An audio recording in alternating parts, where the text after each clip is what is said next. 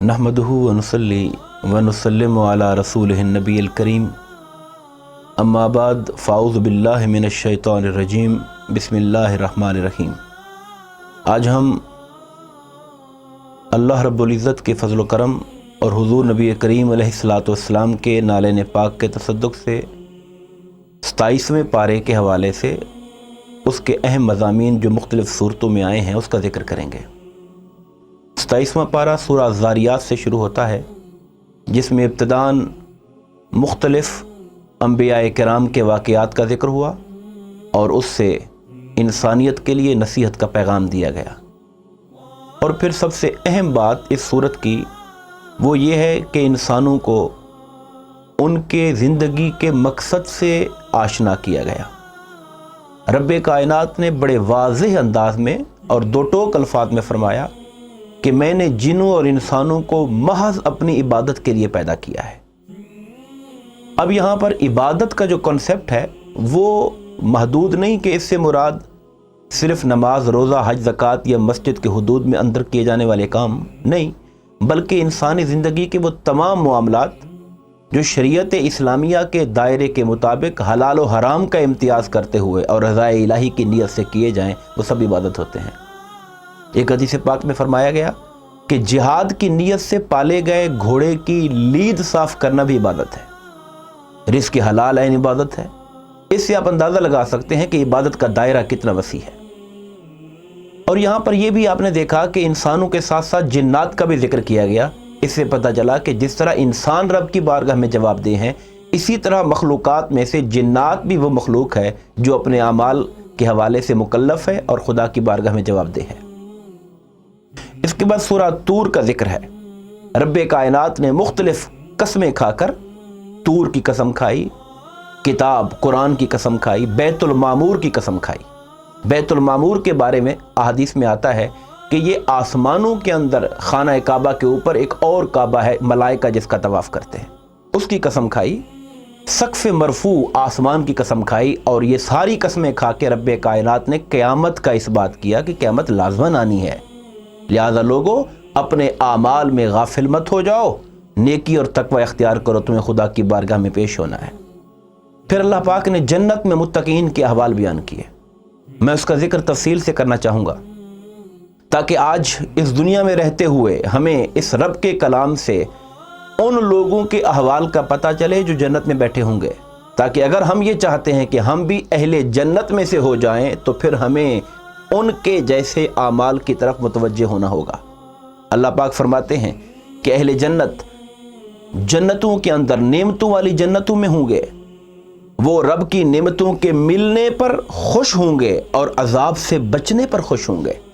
यानी उनकी जो कैफियत होगी, आप अंदाज़ा लगाएं कि जिस शख्स को ये गारंटी मिल जाए कि अब मैं अजाब जहन्नम से बचा लिया गया और जन्नत में दाखिल हो गया, उससे बढ़कर कायनात में खुश कौन हो सकता है और उससे बढ़कर कामयाब कौन हो सकता है।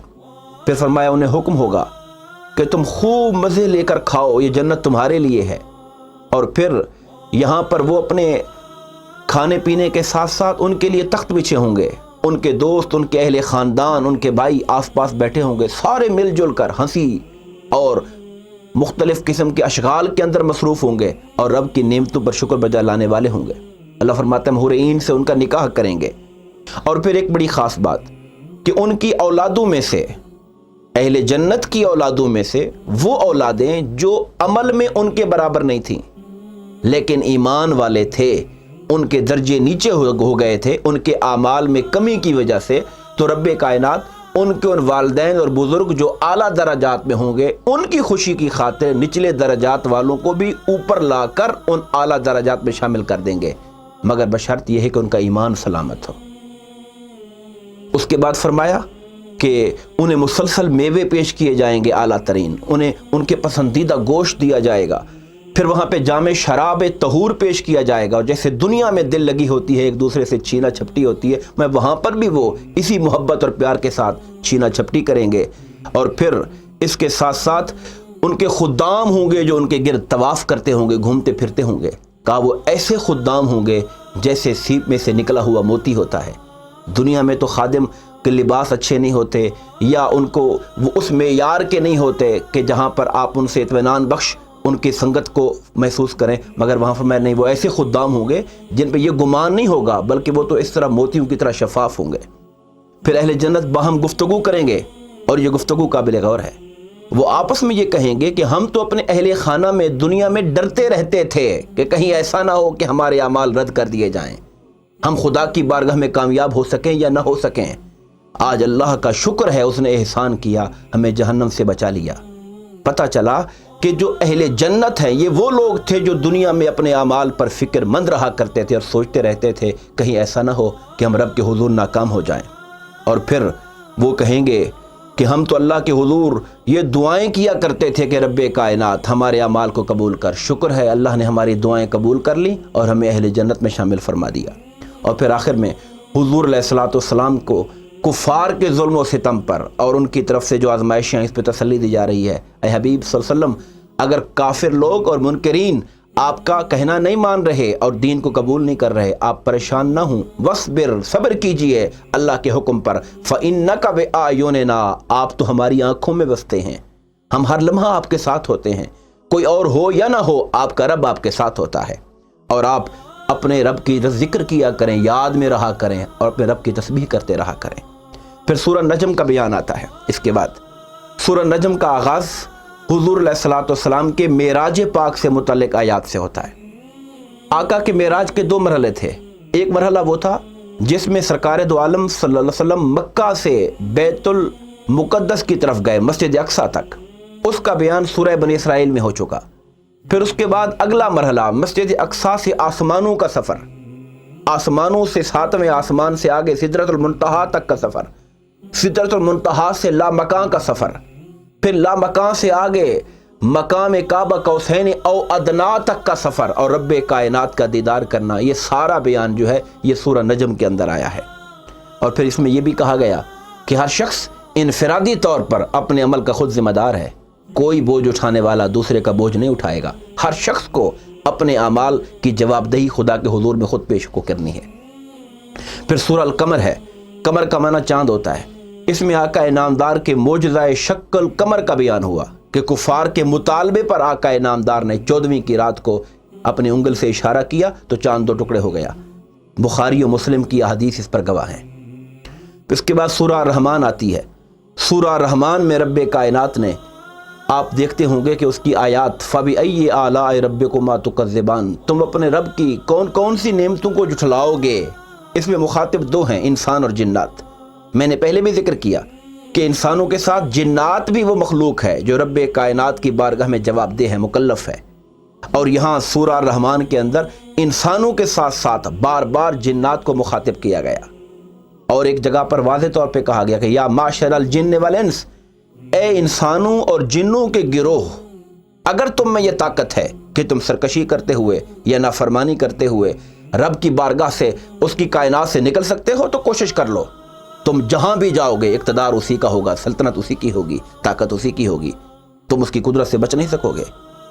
اور پیغام دیا گیا کہ جب تم اس کی قدرت اور سلطنت سے باہر نکل نہیں سکتے، جو ہر جگہ اسی کی سلطنت ہے، پھر کیوں نہیں اس کے تابع فرمان ہو جاتے اور اس کے حکم کے مطابق زندگی کیوں نہیں گزارتے۔ اس کے ساتھ ساتھ پھر دنیا اور آخرت میں اللہ تعالیٰ کی جو نعمتیں ہیں ان کا بیان بڑی کثرت کے ساتھ سورہ الرحمن میں آیا، اور سورہ الرحمن کی خوبی اس کا بیان ہے، اس کو احادیث پاک میں عروس القرآن، قرآن پاک کی دلہن قرار دیا گیا۔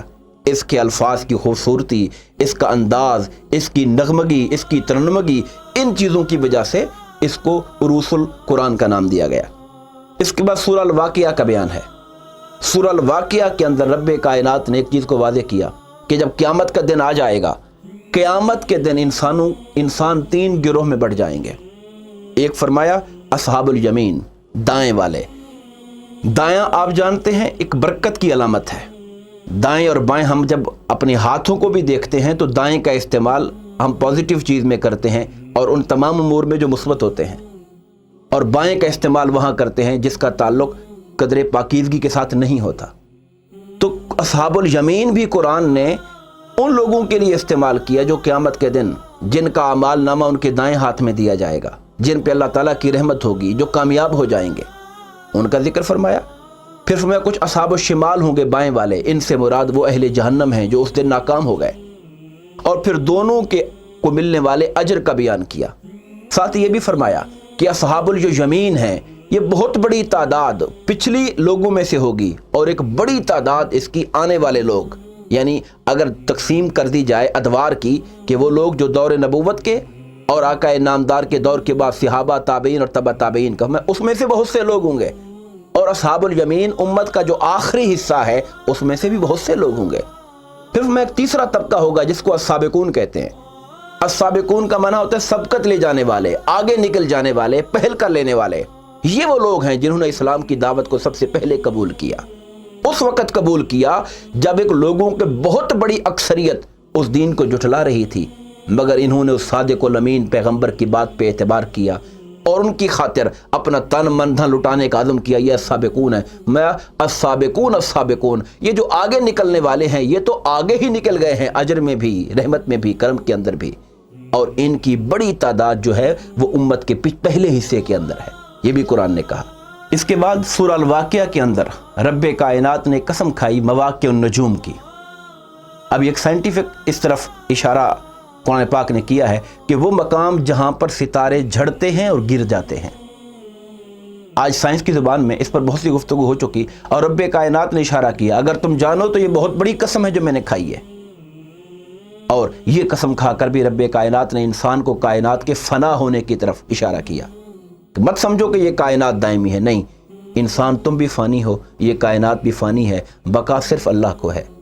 اس لیے تم اس باقی ذات کی خوشنودی کے لیے اپنے عمل کرو تاکہ تم اس کی رضامندی حاصل کر سکو۔ پھر آگے سورہ الحدید کا بیان ہے۔ سورہ الحدید کے اندر الحدید کا معنی ہوتا ہے لوہا۔ اس میں رب کائنات نے ذکر کیا کہ وَأَنزَلْنَا الْحَدِيدَ، ہم نے لوہے کو بھی اتارا، اس کے اندر بڑی سختی ہے اور وہ لوگوں کے بہت بڑے منافع اور کام آنے والی چیز ہے۔ پھر یہاں پر ایک حکم دیا گیا بطور خاص، انسان چونکہ مال سے بہت محبت کرتا ہے اور خرچ کرنا اتنا آسان نہیں ہوتا، اس لیے اللہ تعالیٰ پھر انسان کو مختلف چیزیں یاد کرواتا ہے۔ کبھی فرماتا ہے وَمِمَّا رَزَقْنَاهُمْ يُنْفِقُونَ، جو ہم نے ان کو دیا ہے اس میں سے خرچ کریں، تاکہ انسان کو یاد آئے کہ یہ میرا نہیں ہے، یہ اللہ کا دیا ہوا ہے۔ کبھی پھر اللہ تعالیٰ اس پہ انعامات کا ذکر کرتا ہے کہ تم اگر میری راہ میں ایک خرچ کرو گے میں کم سے کم 10 گنا، پھر 70 گنا بھی دے سکتا ہوں، میں 700 گنا بھی دیتا ہوں، اور جس کو چاہتا ہوں بے حساب بھی دیتا ہوں۔ یہاں اللہ پاک نے فرمایا خرچ کرو اس مال میں سے جس پر تمہیں خلیفہ اور نائب بنایا گیا۔ اب یہ جو علماء نے اس پہ یہ کہا کہ نائب کا مطلب ایک تو یہ ہے کہ اصلاً ہر چیز اللہ کی ہے، تم اس پہ نائب ہو۔ جب تم اس کے نائب ہو اور مالک حکم دیتا ہے کہ اس مال کو خرچ کرو، تو کیا نائب کو یہ حق پہنچتا ہے کہ وہ اصل مالک کی بات کو ٹال دے؟ قطعاً نہیں۔ اس لیے خرچ کرو اس مال میں سے، تمہیں تو صرف نیابت حاصل ہے، تم تو صرف اس کے نائب ہو یہاں پر، لہذا جیسے وہ مالک کہتا ہے ویسے خرچ کرتے چلے جاؤ۔ اور دوسرا معنی یہ بیان کیا کہ تم تو نائب ہو، خلیفہ ہو، یعنی یہ مال تمہارے باپ دادا کا تھا پہلے، پھر ان کے باپ دادا کا تھا، وہ چھوڑتے گئے، اگر تمہیں ملتا گیا، تم مر جاؤ گے، تمہارے بعد تمہاری اولادوں کو ملے گا، یہ ایک ٹائملی تمہارے پاس ہے، وقتی طور پہ تمہارے پاس ہے، تم اس کا کیوں نہیں اچھا یوز کرتے، کیوں نہیں اس کو اچھا استعمال کرتے تاکہ تمہاری آخرت اچھی ہو جائے اس کے ساتھ۔ پھر رب کائنات نے اس بات کی وضاحت کی کہ حضور علیہ الصلوۃ والسلام کے زمانے میں اور قیامت تک وہ لوگ جنہوں نے فتح مکہ سے پہلے اللہ اور اس کے رسول کی خاطر خرچ کیا، فتح مکہ کے بعد خرچ کرنے والے بھلے کروڑوں کر دیں، وہ ان کا مقابلہ نہیں کر سکتے۔ واضح طور پہ دو ٹوک انداز میں کہہ دیا، وہ لوگ جنہوں نے مکی دور کے اندر خدمت کی میرے آقا کی اور دین اسلام کی، وہ جنہوں نے غزوہ بدر میں، غزوہ احد میں، جنہوں نے غزوہ خندق میں، جنہوں نے حدیبیہ کے مقام پر، بیعت رضوان کے موقع پر اپنا جان و مال اور تن من دھن، اپنا مال و دولت حضور کے اشارے پہ لٹاتے رہے، فرمایا وہ لوگ، ان کا مقابلہ پھر قیامت تک آنے والا کوئی اور نہیں کر سکتا ہے۔ مگر جہاں تک تعلق ہے وہ لوگ جو نیکی اور تقوی کی راہ پر چلیں گے، فرمایا ہم نے سب سے جنت کا وعدہ کر رکھا ہے۔ جنت کسی ایک طبقے کے لیے خاص نہیں ہے، مگر جہاں تک درجات کی بات ہے اس میں وہ لوگ جو سبقت لے گئے وہ واقعتاً سبقت لے گئے، وہ آگے نکل گئے۔ پھر فرمایا کہ محشر کے دن مومن مردوں اور مومن عورتوں کی شان یہ ہوگی کہ جب وہ نکلیں گے میدان محشر کی طرف، ان کے آگے ان کے دائیں ہر طرف نور ہی نور ہوگا، اور یہ نور ان کے اعمال کا ہوگا، ان کی نیکیوں کا ہوگا، ان کے تقوی کا ہوگا، ان کے اخلاق حسنہ کا ہوگا۔ آپ جانتے ہیں کہ جب قیامت بپا ہوگی تو سورج اور ساری کائنات کو لپیٹ دیا جائے گا۔ بعض روایات میں یہ آتا ہے کہ اس وقت ایک اندھیرا اور تاریکی ہوگی اور روشنی وہی ہوگی جو انسان اپنے عمل سے لے کے چل رہا ہوگا، وگرنہ جس کے پاس اعمال صالحہ نہیں ہوں گے وہ اندھیروں میں بھٹک رہا ہوگا۔ جب اہل ایمان کا یہ نور دیکھیں گے، منافقین جو بظاہر تو کلمہ پڑھتے تھے مگر دل سے ایمان ان کے اندر نہیں تھا، وہ پھر اہل ایمان سے ریکویسٹ کریں گے ہمیں بھی اپنے نور کی کچھ خیرات دو، ہم تاریکیوں میں بھٹک رہے ہیں۔ اہل ایمان ان کو جواب دیں گے نہیں، آج نور کی جگہ تمہارے لیے نہیں ہے، نور تلاش کرنا تھا تو اس کے لیے وقت دنیا تھا، چونکہ نور تو عمل کا ہے اور عمل کی جگہ دنیا تھی۔ فَالْتَمِسُوا نورا، یہ تو دنیا میں تلاش کرنا تھا، اور پھر ایک دیوار قائم کر دی جائے گی اہل ایمان اور منافقوں کے نزدیک۔ پھر قرآن مجید آخر میں اس سورہ الحدید کے اندر ایک کنسپٹ جس کا تعلق بڑی ہماری عقیدے کے حوالے سے بڑی اہمیت کا ہمیں اس کا ذکر کیا۔ اہل کتاب کا ذکر کرتے ہوئے فرمایا کہ اہل کتاب نے رہبانیت کو از خود اختیار کر لیا۔ وَرَهْبَانِيَّةً ابْتَدَعُوهَا، رہبانیت کا معنی ہوتا ہے ترک دنیا، انہوں نے ترک دنیا کو اختیار کر لیا۔ ابتدعوها، یہ لفظ بدع سے نکلا ہے جس سے بدعت نکلا ہے۔ کنسپٹ بدعت کا سمجھیے، وہ ایسا کام جس پہ اللہ اور اس کے رسول کا حکم نہ ہو۔ فرماتے ہیں اللہ پاک کہ رہبانیت ہم نے نہیں کہا تھا، ہم نے لازم نہیں کی تھی ان پر، نہ میرے پیغمبر نے کہا تھا، انہوں نے از خود اس کو اڈاپٹ کر لیا۔ نیت ان کی یہ تھی کہ اس طریقے سے ہم رب کی رضا حاصل کر لیں گے، مگر پریکٹیکلی جب ہوا تو بہت کم لوگ تھے جو اس پر صحیح معنی میں اس کے تقاضے پورے کیے، اکثر وہ لوگ تھے جو ترک دنیا کے نام پر بھی حرص و ہوا کا شکار ہو گئے۔ اللہ پاک فرماتا ہے جنہوں نے اس کے تقاضے پورے کیے ہم نے انہیں اس کا اجر دیا، لیکن اکثر ان میں سے فاسق تھے۔ اس سے معلوم یہ ہوا کہ کوئی ایسا نیا کام جس کو شریعت نے منع نہ کیا، جب شریعت اگر منع کر دے اور ناپسندیدہ ڈکلیئر کر دے پھر تو ظاہر ہے کہ اس کی کوئی حیثیت ہی نہیں ہے، وہ تو منع ہے، لیکن شریعت خاموش ہے۔ کام فی نفس ہی قرآن سنت کے تقاضوں کے خلاف نہیں ہے، بلکہ کسی نہ کسی انداز میں انسان کے مقصد زیست کو سپورٹ کر رہا ہے۔ اس صورت میں اگر وہ کام انسان حسن نیت کے ساتھ کرتا ہے، رضا الہی کے ساتھ کرتا ہے، اللہ پاک فرماتے ہیں اگر وہ تقاضے پورے کرے ہم اسے اس کا اجر دیتے ہیں۔ آئیے دعا کریں کہ رب کائنات ہم سب کو قرآن و سنت کی تعلیمات کو سمجھنے، عمل کرنے اور اس کا پیغام دوسروں تک پہنچانے کی توفیق عطا فرمائے، آمین۔ وما علینا الا البلاغ المبین۔ مزید اسلامک ویڈیوز دیکھنے کے لیے ہمارے چینل اقرا اسلامک گائیڈ کو سبسکرائب کریں اور بیل آئیکن کو پریس کرنا نہ بھولیں تاکہ ہماری آئندہ آنے والی ویڈیوز کا نوٹیفیکیشن آپ کو بر وقت موصول ہوتا رہے۔ آپ ہمیں ٹویٹر اور فیس بک پر بھی فالو کر سکتے ہیں جن کے لنکس ڈسکرپشن میں موجود ہیں۔